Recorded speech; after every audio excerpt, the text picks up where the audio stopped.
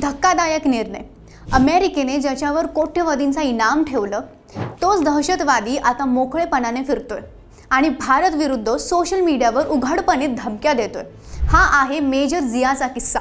Major सायेद Ziaul हक, ज्याला major जिया म्हणून ओळखले जाते, हा बांगलादेशाचा सैन्यातील अधिकारी होता. 2011 मध्ये त्याने बंड करण्याचा प्रयत्न केला. नंतर तो अतिरेकी गटांसोबत जोडला गेला. 2015 मध्ये अमेरिकन ब्लॉगर अभिजित रॉय यांच्या हत्येत त्याचा हात असल्याचे समोर आले, म्हणून अमेरिकेने त्याच्या डोक्यावर $5 मिलियन इनाम जाहीर केला. जानेवारी 2025 मध्ये बांगलादेशातील तात्पुरत्या सरकारने मेजर जियाला माफी जाहीर केली. त्याला दहशतवादी यादीतून वगळण्यात आलं. या निर्णयामुळे मोठा वाद निर्माण झाला, कारण विश्लेषण सांगतात की यामुळे बांगलादेशातील इस्लामिक कट्टरवादी गटांना सरकारी पाठिंबा मिळतोय. पण केवळ माफी नाही, तर जिया उघडपणे भारताविरुद्ध आग ओकत आहे.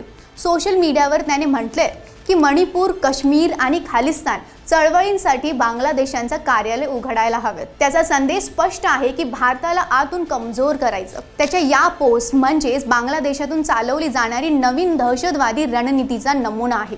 भारतासाठी हा धोका अगदी वास्तविक आहे. ईशान्येकडील राज्य अधिक अस्थिर आहेत. इतिहासात हिहुजी आणि जमात उल मुजाहिदीन यांच्यासारखे बांगलादेशी गट भारतावर हल्ले करत आले.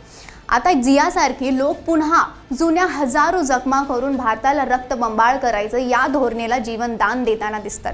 शेख हसीना यांचा पराभव आणि इस्लामी गटांची वाढवलेली ताकद यामुळे बांगलादेशातील परिस्थिती डळमळीत आहे. सरकारकडून दहशतवाद्यांना माफी देण्यात येणं हा देशातील कट्टरतेला आणखी बळकटी देणारा प्रकार ठरू शकतो.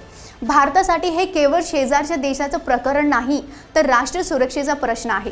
मेजर जियाला माफी देणं आणि त्याचे भारत विरोधी वक्तव्य हा केवळ बांगलादेशातील वाद नाही, तर भारतासाठी तातडीची सावधानतेचा इशारा आहे.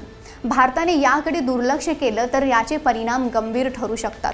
जर हा व्हिडिओ उपयुक्त वाटला असेल तर लाईक करा आणि सबस्क्राईब करा आणि शेअर नक्की करा. मी Megha Mohite. See you in the next video.